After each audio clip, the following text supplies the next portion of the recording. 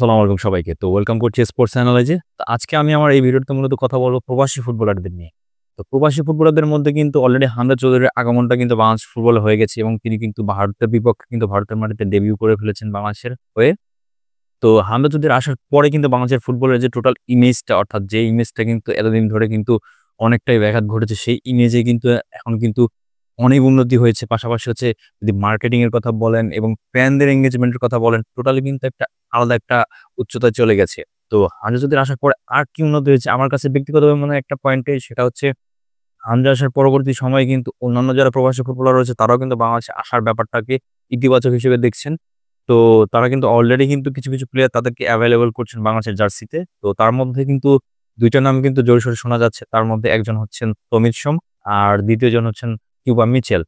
তো আমরা যদি তাদেরকে জুনের উইন্ডোতে পাই তাহলে কিন্তু বাংলাদেশের সিঙ্গাপুরের বিপক্ষে যে ম্যাচটা জুনের উইন্ডোতে শুরু হবে, অর্থাৎ সেই ম্যাচটাতে কিন্তু বাংলাদেশ ভালো একটা প্রতিপক্ষ হয়েই সিঙ্গাপুরের বিপক্ষে কিন্তু মাঠে নামতে পারবে। তো ডেফিনিটলি এটা একটা ভালো একটা দিক যে বাংলাদেশ কিন্তু এই হাই লেভেলের অর্থাৎ হাই রেটেড যে প্রবাসী ফুটবলার গুলো রয়েছে সেগুলোকে জাতীয় দলের রাডারে নিয়ে আসছেন। তো এটা একটা ভালো দিক। তো বাফুফেকে এটাকে আমরা ধন্যবাদ দিতেই পারি। বাফুফের এই উদ্যোগগুলোকে আমরা অবশ্যই সাধুবাদ জানাই।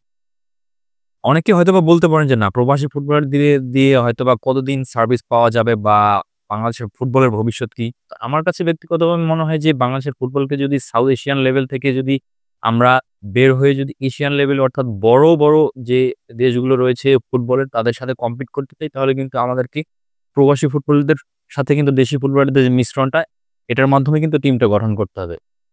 কারণ প্রবাসী ফুটবলারদের যে স্কিল এবং যে ফিজিক্যাল অ্যাডভান্টেজ রয়েছে সেইগুলো কিন্তু বাংলাদেশের ফুটবলে কিন্তু যদি এড হয় তাহলে কিন্তু বাংলাদেশ ফুটবল টিমটা কিন্তু ডেফিনিটলি অনেক শক্তিশালী হবে। তো আমাদের উচিত হবে যে এই যে ফুটবলাররা বাংলাদেশের জার্সিতে নিজেদেরকে এভেইলেবল করছেন তাদেরকে ওই স্কোপটা দেওয়া যে তারা এসে যেন তাদের নিজেদের টিমটাকে ওন করতে পারেন। সো এই বিষয়গুলো কিন্তু আমাদেরকে কিন্তু ক্লিয়ার কাট রাখতে হবে। তো আরেকটা বিষয় হচ্ছে যে সমিত সোম এবং কিউবা মিচেল কি আসলে কি জুনিয়র উইন্ডোতে আমরা পাবো? এটা একটা বড় ফ্যাক্ট। কারণ সমিত সোমের ব্যাপারটা হচ্ছে যে তিনি কিন্তু কানাডার হয়ে কিন্তু ইন্টারন্যাশনাল ফ্রেন্ডলিতে অর্থাৎ ২ টা ম্যাচে তিনি কিন্তু অংশগ্রহণ করেছিলেন। সো সেক্ষেত্রে তাকে পাওয়ার বিষয়টা একটু জটিল জুনিয়র উইন্ডোতে। তবে অক্টোবর-নভেম্বরের দিকে ভারতের বিপক্ষে যে ম্যাচটা রয়েছে সেখানে কিন্তু তাকে অবশ্যই পাওয়া যাবে। এটা কিন্তু এনশিওর করেছেন বাফুফে সহ-সভাপতি। তো এখন সমিত সোমের ব্যাপারটা হচ্ছে যে তাকে কিন্তু বিভিন্ন কাগজপত্রের বিষয়গুলোকে হ্যান্ডেল করতে হবে। তো তার পাশাপাশি কিন্তু বাফুফে সেগুলো হ্যান্ডেল করছে। বাফুফে যেমন তার পাসপোর্ট এবং তার বাবা-মায়ের পাসপোর্টের বিষয়টা এবং পাশাপাশি হচ্ছে যে তাদের যে বার্থ সার্টিফিকেট সেই বিষয়গুলো কিন্তু হ্যান্ডেল করছেন। আর পাশাপাশি সামিত সোমের ব্যাপারটা হচ্ছে তাকে কিন্তু কানাডার যে ফুটবল ফেডারেশন রয়েছে তার কাছ থেকেও কিন্তু একটা অনাপত্তি পত্র পেতে হবে। এর পাশাপাশি হচ্ছে যে তিনি যেহেতু কানাডার হয়ে কিন্তু ২ টা ফ্রেন্ডলি ম্যাচ খেলেছিলেন ইন্টারন্যাশনাল, তো সেক্ষেত্রে কিন্তু ফিফার অ্যাপ্রুভালটাও কিন্তু পেতে হবে। তো এই বিষয়গুলা একসাথে করে যদি জুনের মধ্যে যদি করা সম্ভব হয় তাহলেই কিন্তু সমিত সোমকে আমরা জুনের এই সিঙ্গাপুরের বিপক্ষে ম্যাচটাতে আমরা পেতে যাচ্ছি। আর আরেকটা বিষয় হচ্ছে কিউবা মিচেলের। তো কিউবা মিচেল কিন্তু মাত্র ১৯ বছর বয়সী একজন মিডফিল্ডার। তো তিনি কিন্তু সান্ডারল্যান্ডের হয়ে কিন্তু অনূর্ধ্ব ২১ টিমটাতে খেলছেন। তো তার বয়স যেহেতু কম তো তাকে বাংলাদেশ কিন্তু একটা দীর্ঘ আ সময়ের জন্য বাংলাদেশ ফুটবল টিমটাতে কিন্তু পেতে যাচ্ছে। তো এটা একটা ভালো দিক।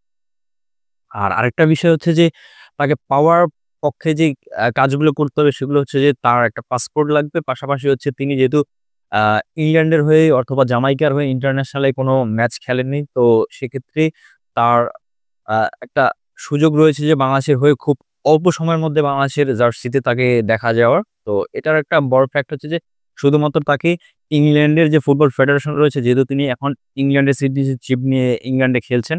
তো তাকে ইংল্যান্ডের যে ফুটবল ফেডারেশন রয়েছে সেখান থেকে একটা অনাপত্তিপত্র পেতে হবে এবং বাংলাদেশের যে অর্থাৎ আ নাগরিকত্ব অর্থাৎ পাসপোর্টটা এটা কিন্তু পেতে হবে। এই ২ টা জিনিস পেলে কিন্তু তিনি কিন্তু বাংলাদেশের জার্সিতে এভেইলেবল হবেন। তো এই বিষয়গুলো যদি একসাথে করা সম্ভব হয় তাহলে কিন্তু এই জুনের উইন্ডোতে কিন্তু আমরা কিউবা মিচেল এবং হচ্ছে সমিত সোমকে পেতে যাচ্ছি। তখন কিন্তু আমাদের মিডফিল্ডের যে জোনটা তৈরি হবে সেটা কিন্তু অনেক স্ট্রং হবে। অন্যান্য যারা সাউথ এশিয়ান টিম রয়েছে তাদের থেকে কিন্তু মিডফিল্ড ব্যাটেলে কিন্তু বাংলাদেশ অনেক এগিয়ে যাবে।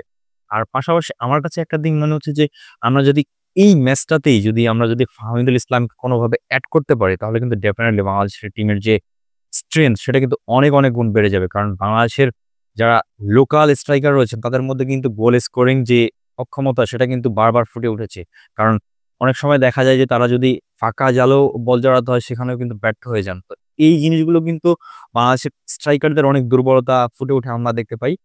তো এই ক্ষেত্রে যদি ফাহমিদুলকে এই স্কোয়াডে এড করা যায় তাহলে কিন্তু আমরা দেখতে পারবো যে আসলে আমাদের স্ট্রাইকিং জোন থেকে শুরু করে কিন্তু মিডফিল্ড জোন কিন্তু অনেক কম্প্যাক্ট হবে। সো এক্ষেত্রে কিন্তু সিঙ্গাপুরের বিপক্ষে কিন্তু বাংলাদেশ আপার হ্যান্ডের থেকেই ম্যাচটা শুরু করতে পারবে।